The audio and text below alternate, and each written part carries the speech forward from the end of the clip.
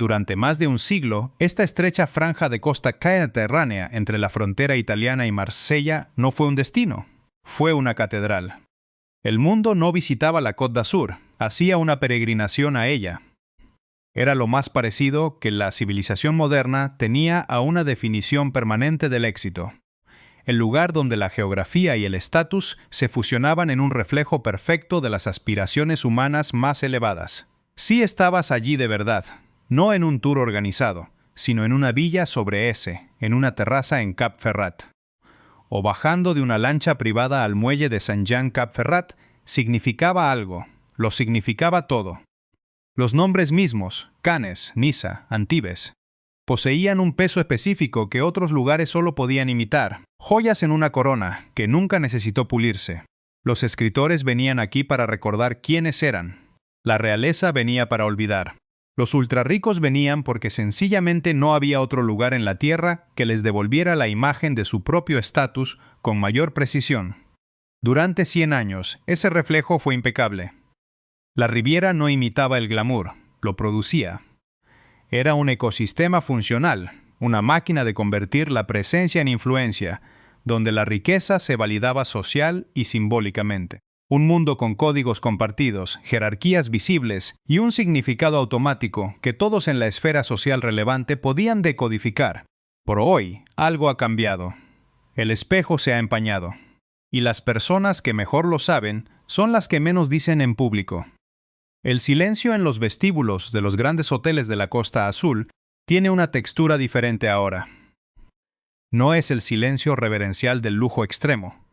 Es un silencio que se siente extrañamente cercano al abandono, el tipo de quietud que hace que el personal levante la vista, casi sorprendido. Cuando entras. Un paseo por Cannes, un martes por la tarde a finales de septiembre, revela grietas que no deberían estar ahí. Mesas vacías en restaurantes que antes exigían una reserva con semanas de antelación. Boutiques en la Rue d'Antibes con letreros manuscritos de se alquila, donde marcas como Valentino o Bottega Veneta solían plantar sus banderas con orgullo. Los locales lo notan. Los residentes de toda la vida lo notan, pero son los que llevan 3 décadas viniendo quienes más lo perciben. Y lo que casi todos dicen, cuando hablan off the record, es alguna variante de la misma frase. Ya no es lo que era. Esa frase no es solo nostalgia. No es el lamento natural de quienes recuerdan tiempos pasados. Es una conclusión respaldada por la fría realidad de los datos. La Riviera Francesa está atravesando una transformación estructural que su oficina de turismo intenta desesperadamente enmarcar como evolución, pero que cualquiera que preste atención reconoce como algo mucho más antiguo, familiar y sombrío. Las cifras que emergen de la economía de lujo de la Costa Azul en los últimos años cuentan una historia que se vuelve difícil de ignorar, a pesar de que la narrativa oficial sigue siendo agresivamente optimista. En Niza, la segunda ciudad turística más importante de Francia después de París, la ocupación hotelera en el segmento de lujo ha estado funcionando significativamente por debajo de los años pico de 2015 y 2016. Aunque las cifras agregadas muestran un volumen de visitantes sólido, ocultan lo que está sucediendo en el extremo superior del mercado, que es donde siempre ha residido la verdadera identidad de la Riviera. El turista de bajo presupuesto no está en declive. Es el visitante de alto valor, el que alquila una villa, fleta un yate, el que pasa 3 semanas en lugar de 3 días, el que está retrocediendo silenciosamente. El panorama del comercio minorista de lujo cuenta la misma historia con una claridad brutal. Calles emblemáticas como la Rue des États-Unis en Cannes y la Avenue de Verdun en Niza han visto un aumento notable en escaparates vacíos en los últimos 5 años. Varias marcas internacionales de lujo que mantuvieron flagships durante la década de 2010 han reducido su huella o se han retirado por completo. Las marcas no se van de un lugar hasta que ya han decidido que no es donde su cliente quiere estar, confiesa un agente inmobiliario local. El mercado de yates añade otra capa de evidencia. Los puertos de la Riviera, desde Port Vauban en Antibes hasta los muelles de Saint-Tropez y Mónaco, han sido durante mucho tiempo los símbolos más visibles de la concentración de riqueza de la costa. Sin embargo, los brokers náuticos describen ahora un patrón de redistribución. Sus mejores clientes siguen gastando, pero lo hacen en Montenegro, en Grecia, en Turquía, en Croacia, en ubicaciones que hace 10 años se habrían considerado alternativas de segunda categoría. El mercado náutico de lujo del Mediterráneo no ha colapsado, se ha fragmentado. Y la fragmentación, para un lugar que derivaba su poder de la concentración, es otra palabra para la decadencia. Quizás lo más revelador sea lo que ha sucedido con el mercado inmobiliario privado. Durante décadas, una villa en Cap d'Antibes representó uno de los activos de estatus más inequívocos disponibles para los ultrarricos globales. Estas propiedades no solo eran caras, eran codiciadas de una manera que iba más allá del precio. Poseer una aquí significaba algo. Ese significado se está erosionando. Los tiempos promedio de transacción para propiedades trofeo en los segmentos de prestigio se han alargado considerablemente. Propiedades que se habrían vendido en semanas en 2015 ahora languidecen durante meses, a veces años, con reducciones de precio que antes habrían sido impensables. Como describe un exasesor principal de uno de los principales grupos inmobiliarios franceses, estamos en la fase en la que los vendedores todavía recuerdan el pico y los compradores ya ven lo que viene. Para comprender lo que se está perdiendo, hay que entender qué fue lo que realmente se construyó aquí, no la versión de postal, sino la arquitectura real del poder de la Riviera. Comenzó, como tantos mitos europeos, con los británicos. En la década de 1760, el médico escocés Tobias Smollett publicó sus viajes y describió el clima, la luz y el color del agua con el fervor evangélico de un hombre que había descubierto el paraíso. A mediados del siglo XIX, el patrón estaba establecido. La aristocracia británica pasaba el invierno en la Riviera. Construyeron iglesias, hoteles, villas e importaron sus rituales sociales, transformando un paisaje extranjero en una extensión de su propia identidad. La promenade de Sanglés en Niza no es una metáfora. Fue literalmente construida por la comunidad inglesa para tener un lugar donde pasear después. Como sucede con todas las exportaciones británicas, el resto del mundo lo siguió. La nobleza rusa descubrió Menton y Niza en la década de 1850. Los industriales estadounidenses llegaron después de la Primera Guerra Mundial con fortunas que hicieron palidecer incluso a las familias europeas más establecidas. Scott Fitzgerald escribió «Suave es la noche aquí», y si lo lees con cuidado, te das cuenta de que no estaba escribiendo ficción tanto como transcribiendo la realidad. Gerald y Sarah Murphy inventaron lo que ahora pensamos como el verano de la Riviera. Antes de ellos, la costa era exclusivamente un destino de invierno porque la gente respetable consideraba el sol de verano vulgar. Los Murphy hicieron glamoroso el verano y la playa, creando el modelo estético que 100 años de marketing luego empaquetarían y venderían al mundo.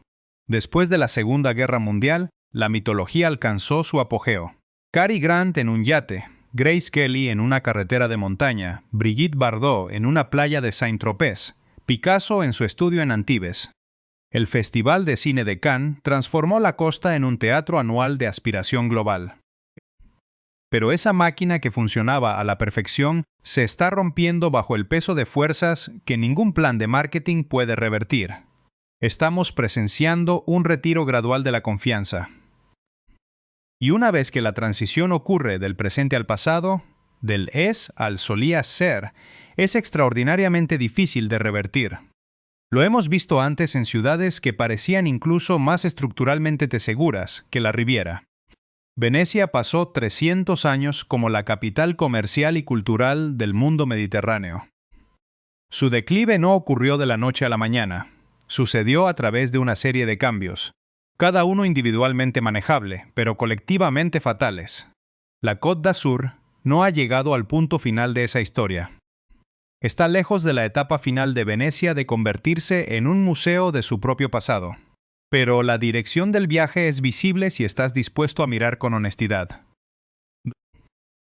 Lo que hace que esto sea particularmente poético es que la Riviera está en decadencia, no porque haya hecho algo mal en el sentido convencional, sino porque construyó su poder sobre condiciones que eran específicas de un momento particular de la historia. Y ese momento ha pasado. El mundo que necesitaba la Riviera Francesa, ese mundo existió durante unos 100 años. Fue una racha notable. La hegemonía de Roma duró más, pero no muchas cosas lo han hecho. El pico del Imperio Británico duró aproximadamente lo mismo antes de que las fuerzas que lo desmantelarían se volvieran imposibles de ignorar. No hay nada vergonzoso en 100 años de genuina grandeza. Pero hay algo que debe ser honestamente reconocido cuando esos 100 años están terminando. La Costa Azul se está convirtiendo en una costa fantasma. ¿Cómo pudo suceder esto? Para entender la anatomía de este declive, debemos apartar la mirada de las postales y examinar los pilares invisibles que sostenían la Costa Azul. Los imperios no caen por una mera cuestión de estética, caen cuando los mecanismos estructurales que financian y validan su existencia se corroen desde el interior.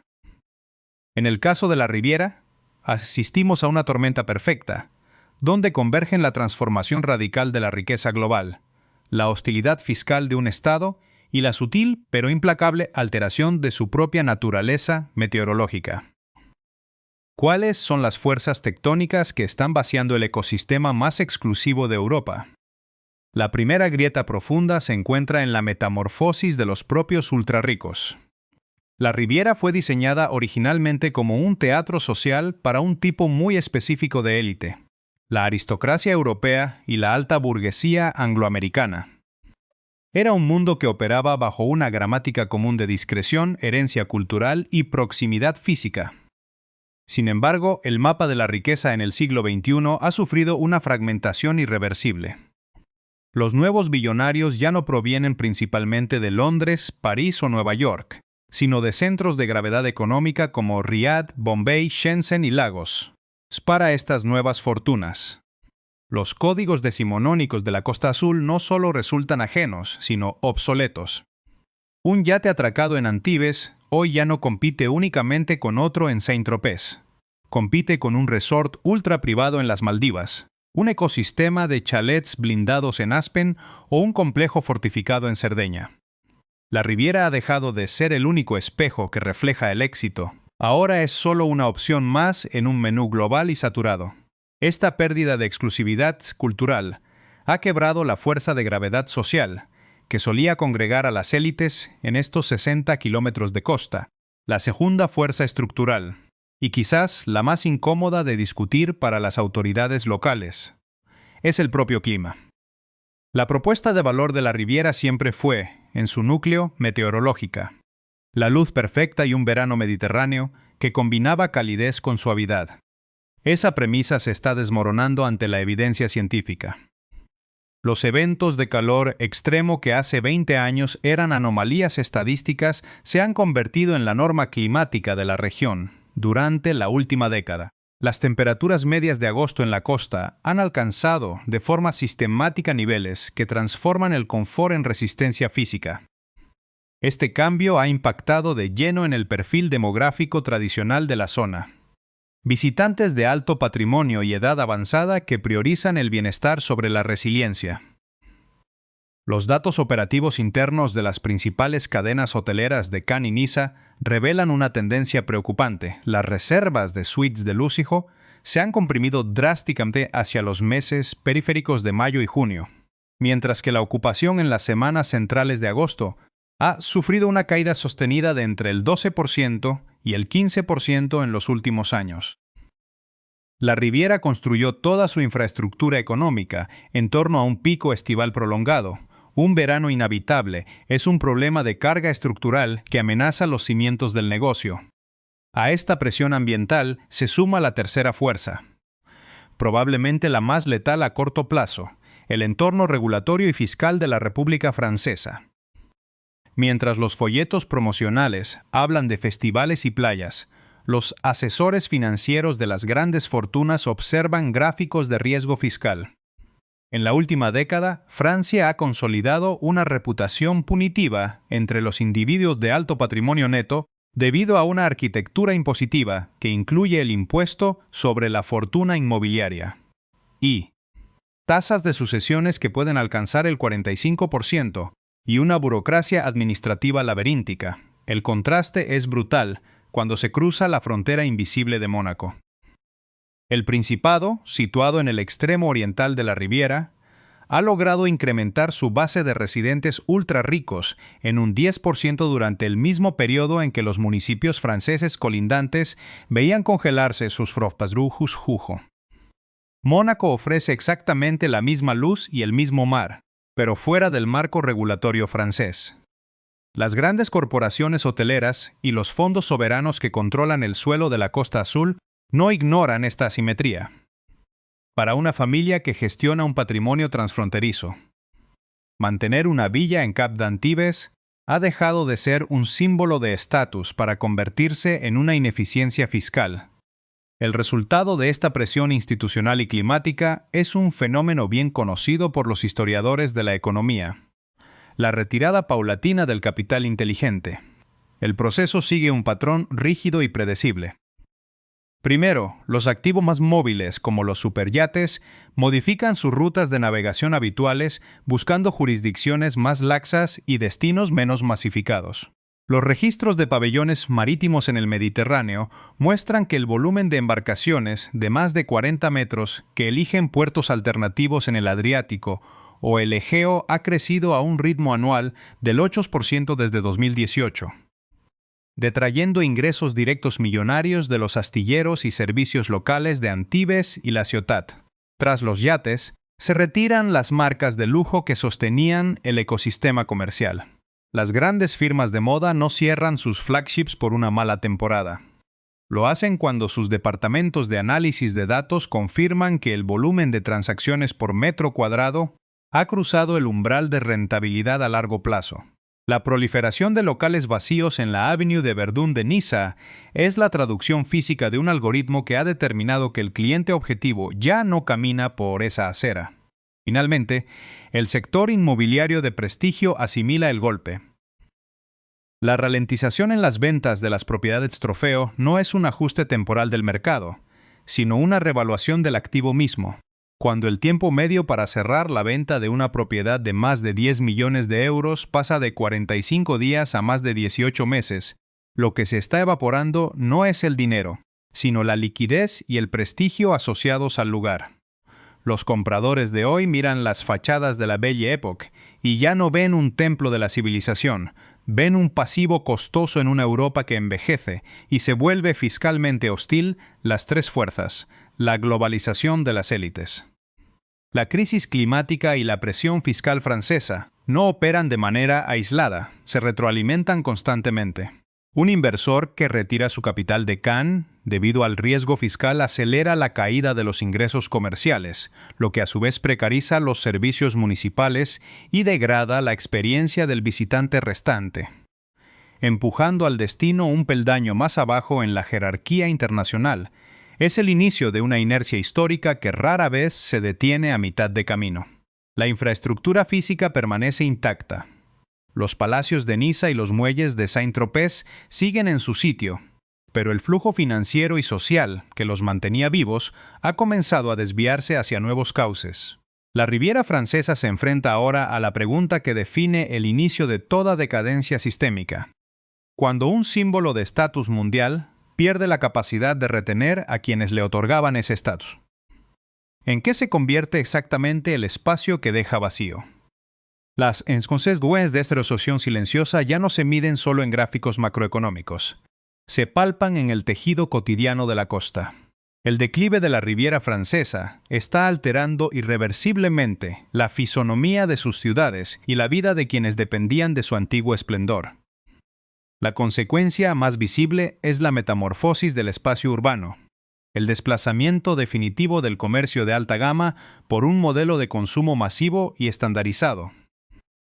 A medida que las flagships históricas cierran sus puertas, los locales vacíos son ocupados por franquicias globales y comercios, orientados al turismo de masas. Un fenómeno que diluye la identidad exclusiva que justificaba el peregrinaje original. Es una transformación dolorosa, comenta una veterana empleada de una boutique de alta costura en La Croisette, cuya identidad prefiere mantener en el anonimato. Antes atendíamos a familias que pasaban el mes entero en el Hotel Martínez. Conocíamos sus nombres, sus gustos. Hoy el volumen de personas en la calle es mayor, pero el gasto real ha caído de forma dramática. Los escaparates se diseñan ahora para el turista que baja de un crucero por unas horas, no para el propietario de una villa. Esta percepción subjetiva se alinea con la realidad inmobiliaria. El valor de los alquileres comerciales en los ejes principales ha iniciado una corrección a la baja por primera vez en 2 décadas. Un síntoma inequívoco de que el suelo de la Riviera está perdiendo su magnetismo premium. El impacto se extiende al sector servicios que sostenía el ecosistema del lujo. La red de artesanos, capitanes de yates, proveedores de alta cocina y personal de mantenimiento especializado está experimentando un proceso de precarización o desplazamiento geográfico. Con la reducción del tiempo de estancia de los grandes patrimonios y la migración de las flotas hacia aguas adriáticas, la demanda de mano de obra de alta cualificación se ha vuelto estacional y fragmentada. El capital humano que otorgaba a la Riviera su nivel de servicio inigualable comienza a buscar estabilidad en mercados emergentes, acelerando la pérdida de calidad operativa que inicialmente provocó la huida de los clientes más exigentes. Ante este panorama, los analistas proyectan 3 posibles escenarios para el futuro, a medio plazo de los 60 kilómetros más famosos de Europa. El primero es la consolidación del modelo que algunos denominan la veneciación de la costa. En este escenario, la Riviera completa su transición hacia un gigantesco museo al aire libre de la Belle Époque y los años dorados del cine. Las fachadas neoclásicas y los grandes hoteles permanecen como decorados históricos. Financiados por un turismo masivo que consume la iconografía del pasado, pero que carece de la capacidad económica o el interés social para mantener vivo el tejido de su exclusividad original. Sería un triunfo del volumen sobre el valor, un proceso que sostendría la economía local en términos de empleo básico, pero que certificaría la muerte definitiva de la Riviera como centro de producción simbólica de riqueza. El segundo escenario, más complejo y fragmentado, apunta a la polarización geográfica radical. La costa podría dividirse de forma definitiva entre enclaves de resistencia ultra exclusiva y zonas completamente entregadas al turismo de bajo coste. Mientras que núcleos hipervigilados y fiscalmente aislados como Mónaco o ciertas penínsulas privadas en Cap d'Antibes y Saint-Jean-Cap Ferrat lograrían mantener su estatus mediante la fortificación económica y física. Las grandes urbes como Niza y los accesos públicos de Cannes pasarían a integrarse plenamente en los circuitos del turismo mediterráneo genérico. El lujo ya no definiría la región, sino que se retiraría detrás de muros altos y sistemas de seguridad privados, dejando el espacio público expuesto a la masificación. Existe un tercer escenario, el más optimista dentro de la gravedad analítica, que plantea una reinvención estructural orientada a la sostenibilidad y los servicios tecnológicos de alto valor. Conscientes del deterioro del modelo estival, algunos municipios han comenzado a desviar inversiones hacia el desarrollo de distritos tecnológicos y centros de convenciones de salud, intentando atraer a residentes de largo plazo, vinculados a la economía del conocimiento, en lugar de basar su supervivencia exclusivamente en el ocio de lujo. Sin embargo, este proceso exige un cambio cultural y de infraestructura de tal magnitud que sus efectos tardarán décadas en ser medibles, y plantea una paradoja inevitable para salvar la economía de la región. Es necesario renunciar al mito que la hizo eterna. El declive de la Costa Azul nos ofrece una lección universal que trasciende la propia geografía francesa. Nos recuerda que la grandeza de los lugares emblemáticos no reside en su inmutabilidad física, sino en la fragilidad de las condiciones históricas que los hicieron posibles. Un sistema social, por sólido y eterno que parezca en su cúspide, es en realidad un organismo vivo y dependiente de un delicado equilibrio de fuerzas regulatorias, climáticas y culturales. Cuando ese equilibrio se altera, la decadencia no se presenta con la violencia de un cataclismo, sino con la persistencia invisible de un cambio de estación.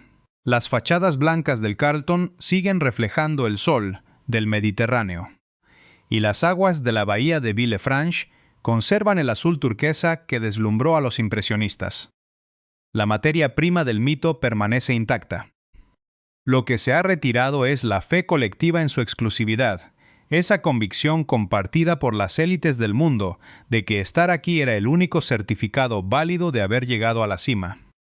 Al final, los imperios del estatus caen de la misma manera que se desvanece la luz sobre